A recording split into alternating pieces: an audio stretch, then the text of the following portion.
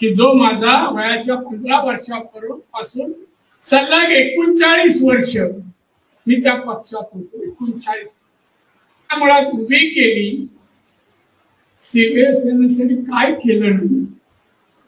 शिवसेनेची ताकद दहशत आम्ही निर्माण केली. त्यामध्ये उद्धव ठाकरे नव्हता आणि ते तुमचं वाचतं तुमच्याकडे ते राहत पण नव्हते.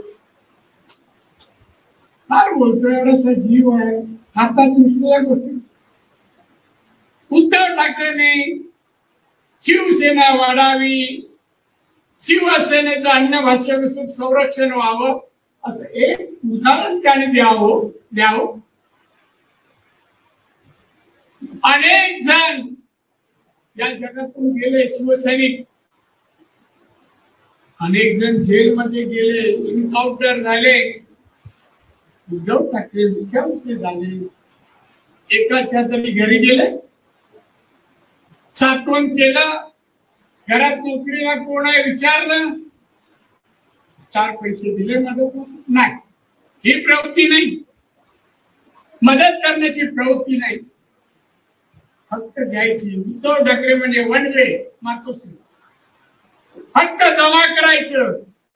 बांधवणे एक उदाहरण सांगतो मी तुम्हाला. उदाहरण, ज्या वेळेला कोरोना सुरू झाला 22-23 ला 2000,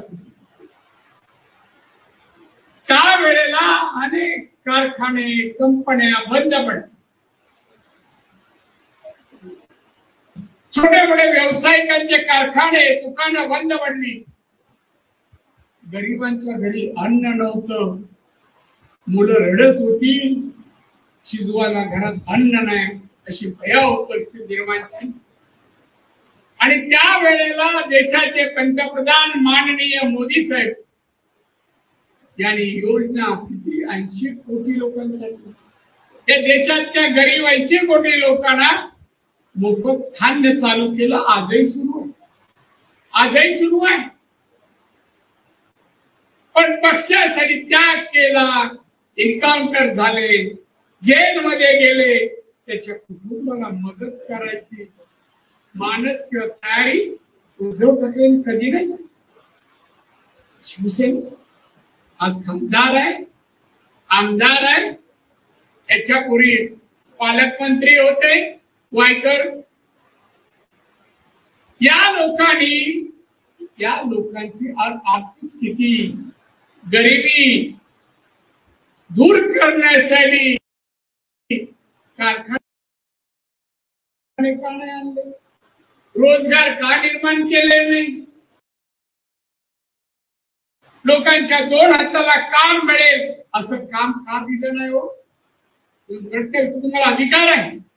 हा 10 वर्ष खासदार आहे, टोल नाका घेऊ शकतो. एका 5-25 मुलं का नाही गरिबांची घेऊ शकत. बांधवनं मी काही दिवसापूर्वी 2 महिन्यापूर्वी एक टेक्निकल सेंटर कोरसला चालू, म्हणजे बांधकामाला सुरुवात 200 कोटीचा प्रकार. हो, जरा ऐकून कशासाठी आहे टेक्निकल सेंटर. तिथे प्रशिक्षण दिलं जाईल. कोणतं? इंजिनिअरिंग आणि फूड प्रोसेसिंग, फळ प्रक्रिया उद्योग. इंजिनिअरिंग मध्ये वेगवेगळे कारखाने इथे आले, फूड प्रोसेसिंग मध्ये कारखाने आले. ते प्रशिक्षण घेतलेल्या मुलांना जिल्ह्यात नोकरी मिळावी.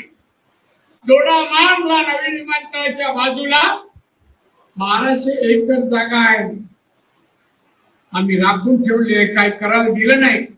तिथे मला 500 कारखाने आणायचे. 500. सिंधुदुर्ग रत्नागिरीच्या मुलांना नोकऱ्या मिळतील. आर्थिक परिस्थिती नोकऱ्यांनी सुधारते. एक प्रवृत्ती एक सांगतो किती घाणेरड्या प्रवृत्तीची आहे.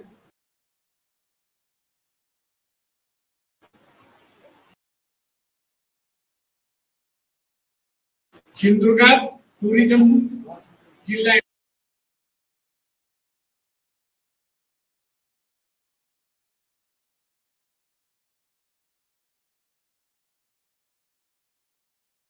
टुरिझम देशातील एकमेव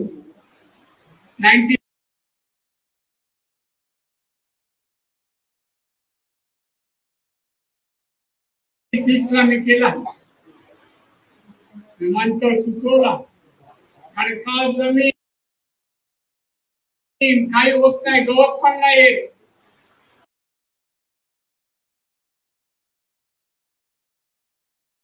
हा तुमचा खासदार त्याला विरोध, शेतकऱ्यांच्या जमिनी घेऊ नये आणि घेणार ना तो पैसे घेऊन विरोध केला. मी जुमानला मी उभा राहिलो, बोलू.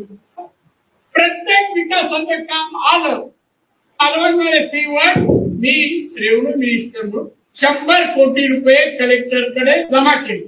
जागा घ्या 100 कोटी. त्या लोकांनी जाऊन लोकांना भडकावलं.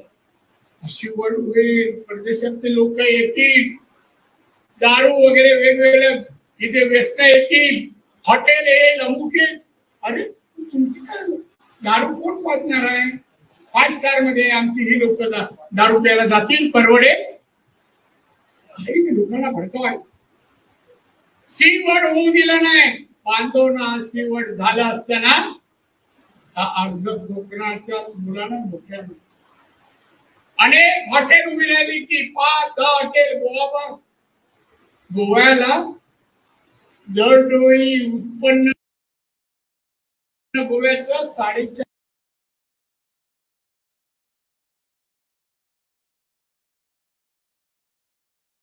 लाख, तुमच्या जिल्ह्याचं 2,04,000 नाही 1,000, 2,01,000. गोवा दुप्पटीपेक्षा डबल.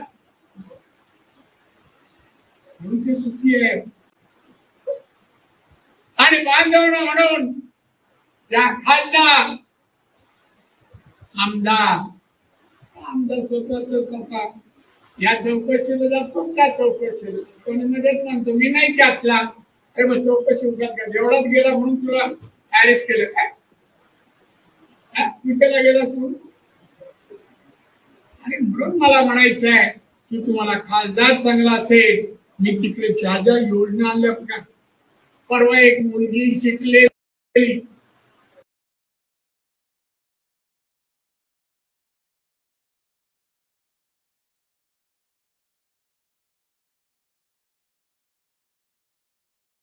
मला एक आमंत्रण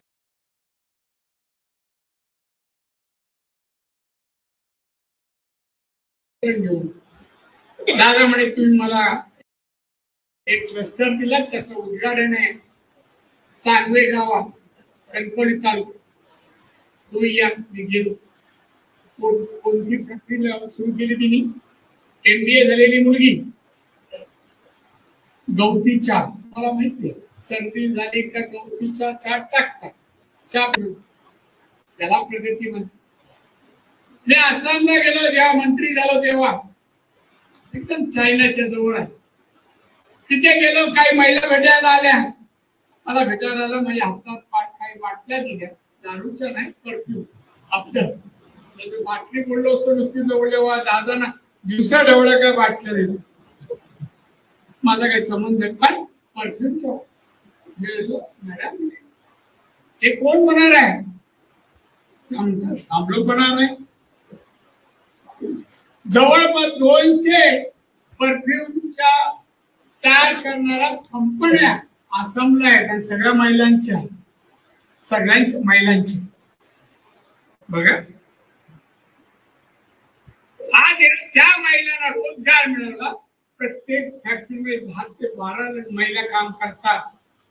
मग दुसऱ्या महिला हजारो महिलांना रोजगार मिळाला. तिथे आसामला बांबू होतो, आपले चिवा म्हणतो तिकडे स्पेशल होतो. म्हणजे अगरबत्ती जे बनतात ना तर त्या बांबू पासून बनतात, बांबूच्या लागतात. आणि माझं डिपार्टमेंट आहे ना, ते डिपार्टमेंट अगरबत्ती परदेशात 3,500 कोटीची निर्यात करतो.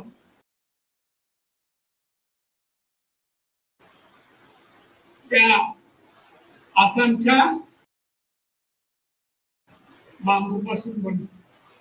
गावागावात आम्ही त्या स्टिक नेऊन देतो आणि लोक त्याच्यावर ते स्टिक आणि तो मसाला देतो.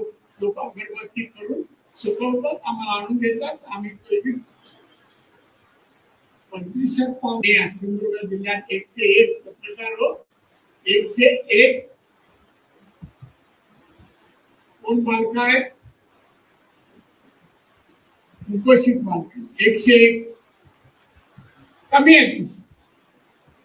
मग ती पण एकही असू नये जिल्ह्यात कुपोषित बालक, पण प्रत्येक बालकाच्या कुटुंबाला एक मधमाशीची पेटी आणि अगरबत्तीचा उद्योग मी त्यांना देणार आहे. 6 महिन्यानंतर एकही कुपोषित बालक आमच्या जिल्ह्यात राहणार नाही. आणि इथे खासदार केला तर इथे पण तेच अनुकरण करेल. इथे असे कुपोषित बालक अन्न मिळत नाही म्हणून कुपोषित झाले बालक नाही होत. पाय लहान होतात, उभं ताकद नाही मुलांना, मग शाखा नाही. ही परिस्थिती मी ठेवली नाही तिकडे, इकडे पण ठेवली. काय केलं खासदारांनी, काय केलं आमदारांनी? आता निलेश जठारने उल्लेख केला रिफायनरीज. रिफायनरी जगात नाहीत का हो? फ्रान्स मध्ये नाही, अमेरिकेत नाही, जपान जर्मनी नाही, हे प्रगत देश आहे. तिथल्या लोकांनी विरोध केला प्रदूषण होईल म्हणून. नाही, त्यांना रिफायनरी पाहिजे होते. किती कोटी खर्च होणार कंपनीसाठी? 3 लाख. त्यांच्यातला कोण असेल ना शिवसेनेवाला, 3 लाख कोटी अक्षरात लिहून दाखवले. 3 लाख कोटी एवढा मोठा प्रकल्प. छोटे मोठे शेकडोनी हजारांनी छोटे कारखाने आले असते. 5 लाखो नोकऱ्या इथेच मिळाल्या असत्या. आपल्या जिल्ह्यातच एक रिफायनरी मध्ये लाखोनी. हो बंद. त्यांच्या बापाचं काय जात, काय जात त्यांचं? उद्धव ठाकरे येतो. कोरोनामध्ये मुख्यमंत्री होता, औषधाच्या पैशातून 15% यांनी भ्रष्टाचार पैसे खाल्ले. आता चौकशी सुरू आहे. चौकशी सुरू आहे. केजरीवाल आता आतमध्ये गेले ना, पाठोपाठ हा पण जाईल आणि आदित्य साहेब पण. औषधामध्ये पैसे खाल्ले आणि ते प्रचार करतात. काय तो आता मी मुद्दाम सामना घेतला. मी गरीब नाही मागून तिथे आल्यावर काहीतरी हेडलाईन, मोदींची हुकुमशाही मोडायची असेल तर विनायक राऊत निवडून दे. मोदी कुठे? पंतप्रधान देशाचे 303 खासदार आहेत.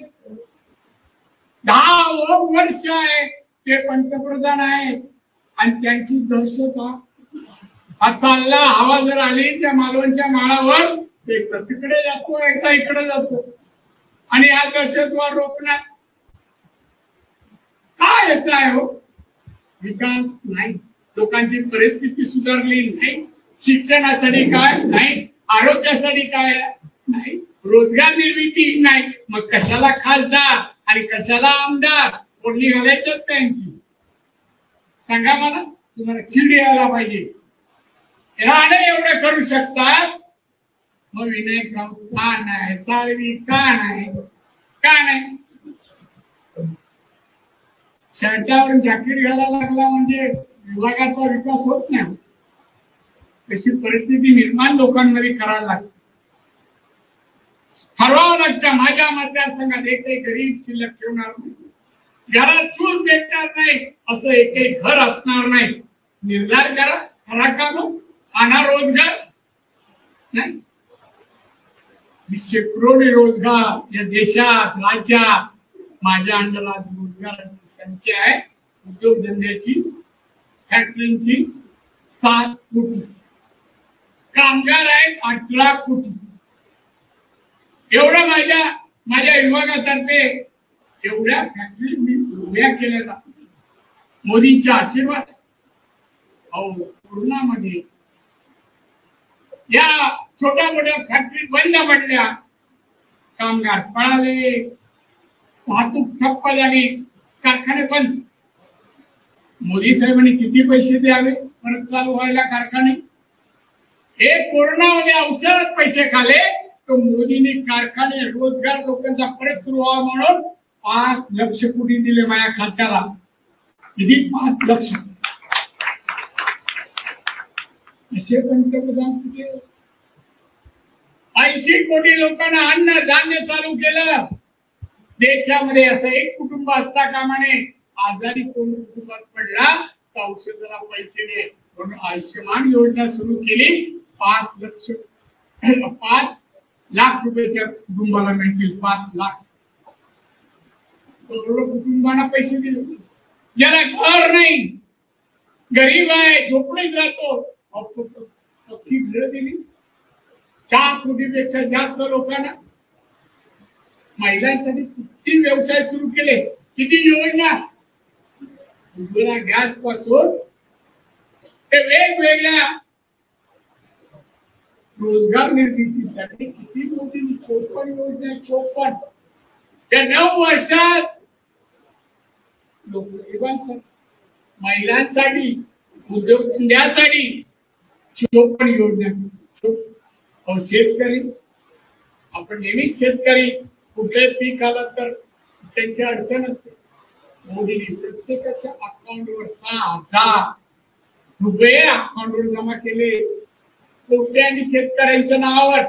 एक तरी काँग्रेसमध्ये पंतप्रधान राजवटीमध्ये असे उपक्रम गरिबांसाठी अन्न, वस्त्र, निवारा मिळेल, माझे नागरिक आर्थिक सक्षम होतील, सुखी समाधानी होतील, आत्मनिर्भर भारत बनेल, विकसित भारत बनेल.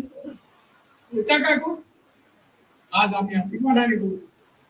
जे जगाच्या पाठीवर आम्ही सर्व भारतीय अभिमानाने म्हणतो, अरे आमचे पंतप्रधानांनी जगाच्या अर्थव्यवस्थेमध्ये ते जेव्हा सत्तेवर आले 2014 मध्ये, पीएम साहेब मोदी तेव्हा 11 नंबरवर होतो जागतिक अर्थव्यवस्थेवर. आता आपण 5व्या क्रमांकावर आलोय. बघितलं, मोदींनी सांगितलं 2030 साली भारत जागतिक अर्थव्यवस्थेत 3ऱ्या क्रमांकावर. आपण जपान, जर्मनीच्या वर जाणार. अमेरिका, चायना आणि भारत असे 3रा नंबर आपला असेल. हे मोदी करू शकतात. आणि दहशतवादी काय, हुकुमशाही काय? हा राहुल गांधी हुकुमशाही. तुमची राजवट काय होतो? जाहीरनामा आहे माझ्याकडे, कॉपी पण मोठा आहे, सगळं सांगण्याकडे आहे, ऑनलाईन. ते चिरफाड करणार. अरे आज सांगतोयस तू 2024 70 वर्ष जवळपास होती, 65 ते 70. का नाही या गोष्टी दिल्या? प्रत्येक बेकार तरुणाला 1 लाख रुपये देणार. तेव्हा काय तिजोरी फाटली होती तुझी? आणि आता का स्वतःच्या पदरच्या देतोय? बरे निवडून दिलास, आम्ही 1 लाख रुपये देणार. निवडून तुझे किती रे? 50. भारतीय जनता पक्षाचे खासदार किती? 330. आणि आम्ही आता निवडून किती आणणार? 405. जवळ काहीतरी आहे, सत्तेवर याची स्वप्न बघतोस. आज त्यांना विरोधी पक्ष नेतेपद मिळवायला लोकसभेत 54 खासदार लागतात. ते राहुल गांधी, सोनिया गांधी आणि त्यांचं मित्रमंडळ नाही आणू शकलं. तुझ्या घोषणा सामना.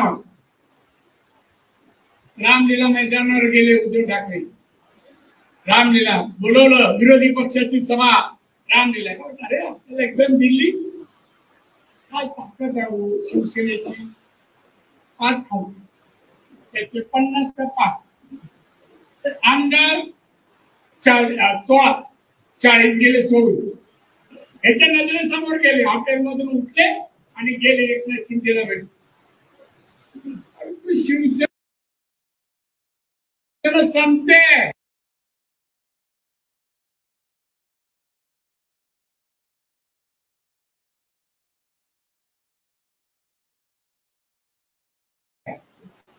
मोदींवर टीका करायला नैतिकता तू कुठे, 5 वाला आम्ही 303 वाले कुठे, टीका करायला तर लाज वाटत नाही. त्या मोदींकडे मस्तीला जायचं. तुझ्या मुलाला अटक होत आहे पाहिल्यानंतर गपचूप मोदींना भेटतात ते मोदी चालतात आणि मोदीला तडीपार करणार. काय माणूस आहे पंतप्रधान, तडीपार करणार. 330 आमदारांचा पाठिंबा आता 400 होणार. तडीपार कोण कोणाला करू तर आता 4 जून नंतर आपण पाहू. 4 जून नंतर तुझा तडीपार होतो का अंदर जेलमध्ये जातो ते आपण पाहू. काही बोलायचं म्हणून दिल्लीला गेला तेव्हा फार मोठं व्यासपीठ शैक्षणिक विशेष शून्यता. मी 39 वर्ष बरोबर होतो. काय येतं मला माहितीये. कधी मराठी माणसाच्या सुखदुःखात नाही. हिंदुत्व तर त्यांनी विकलं. मुख्यमंत्री पदासाठी सरेंडर झाला शरद पवार. जे बाळासाहेबांनी हिंदुत्वाने मराठी माणूस त्याच्या न्याय हक्कासाठी आयुष्य घालवलं.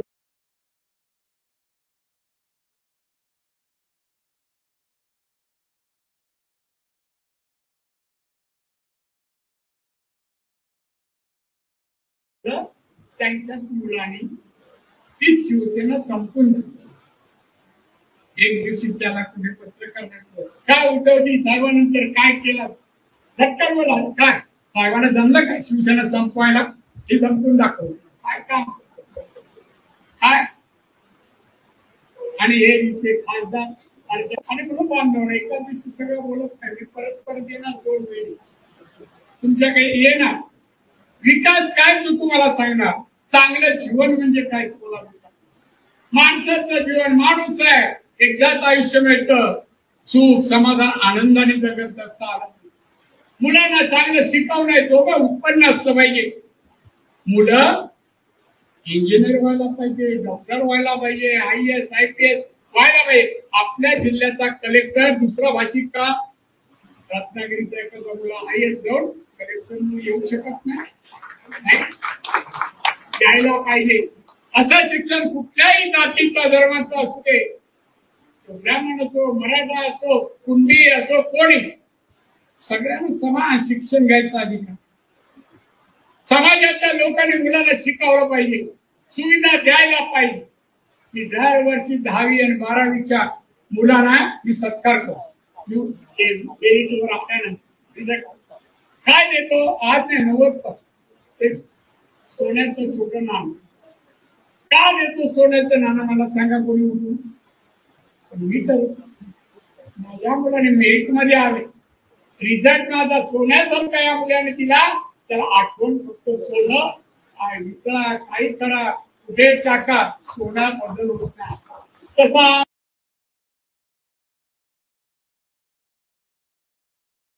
आमचे हुशार मुलं जेव्हा मोठे होती, चांगले शिकतील, बौद्धिकतेच्या जोरावर या कोकणाचं नाव करावं आणि म्हणून मी त्यांना देतो. तुम्ही राजापूर मी एकच तुम्हाला विनंती करतो, मोठ्या संख्येने सावंत साहेब कोणी आणा म्हणा बोला दाखव. आता मी चालत आलो. काय रत्नागिरीत टीका चालली राणेना म्हणे चालता येत नाही, त्यांना डायबिटीस आहे, 30 वर्ष आहे. मुख्यमंत्री झालो आणि मला गिफ्ट नाही आलं, डायबिटीस झालं. पण मला मी नॉर्मल आज पण 114 आहे, सकाळ 120 लागतं ना.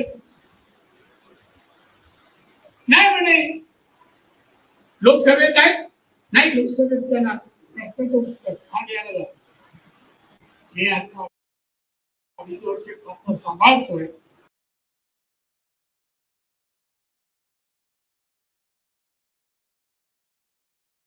खात्याचा रिझल्ट चांगला, राष्ट्रपतींनी कौतुक केलं, PM ने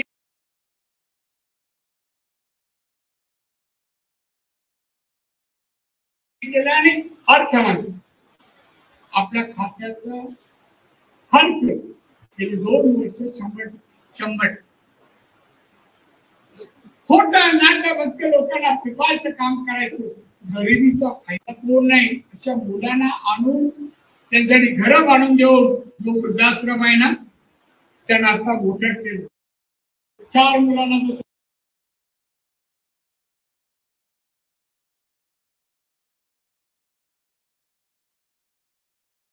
आणलं होतं धनगर समाज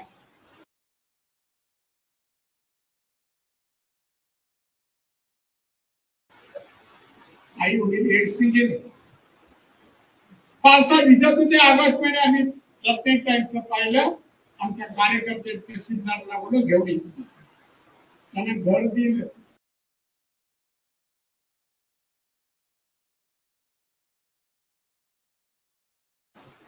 आज झाली 15 वर्ष. त्यातली एक शेवटी लहान होती, 4 वर्षाची मुलगी होती लहान. 4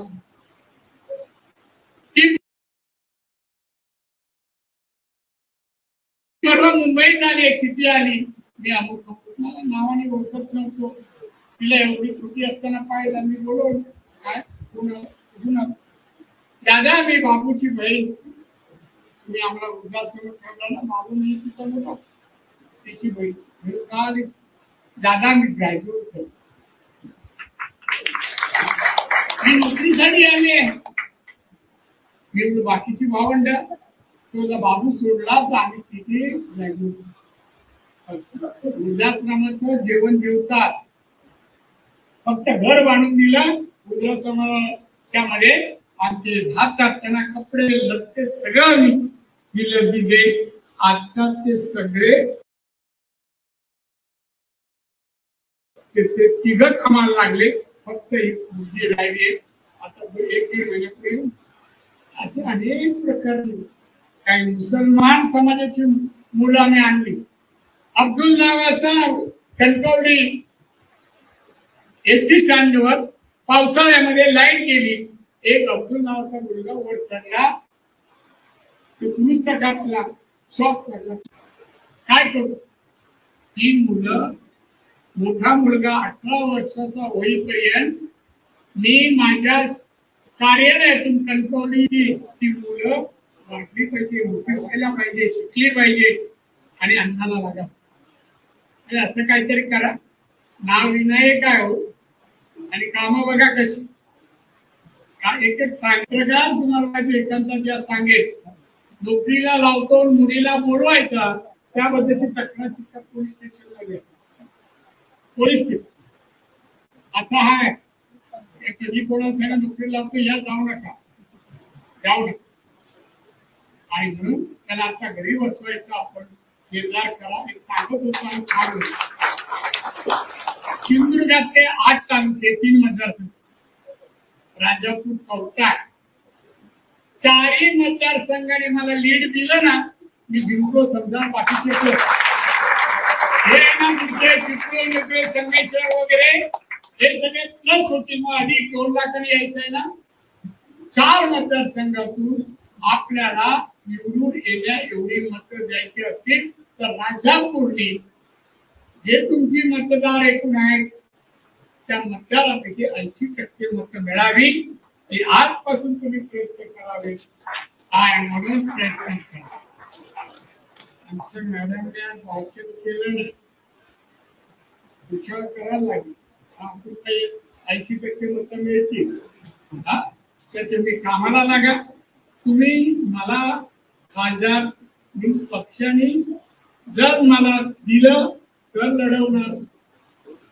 पण मी तुम्हाला सांगतो मिळालं तर तुम्हाला खासदार कसा असतो मंत्री कसा असतो त्याचा प्रत्येक दिल्याशिवाय राहणार नाही एवढेच सांगतो.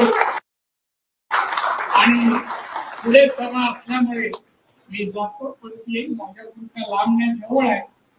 अनेक नाती गोती पुढे संगमेश्वर आहे, सासरवाड पण आहे. त्यामुळे रत्नागिरीला वारंवार येत जाईल, तुमच्याशी बोलत जाईल आणि मात्र अविचारला येणार नाही पण तुमच्या अडचणी दूर करायला नक्कीच येईल एवढंच आश्वासन देतो आणि रजा घेतो. जय हिंद, जय महाराष्ट्र.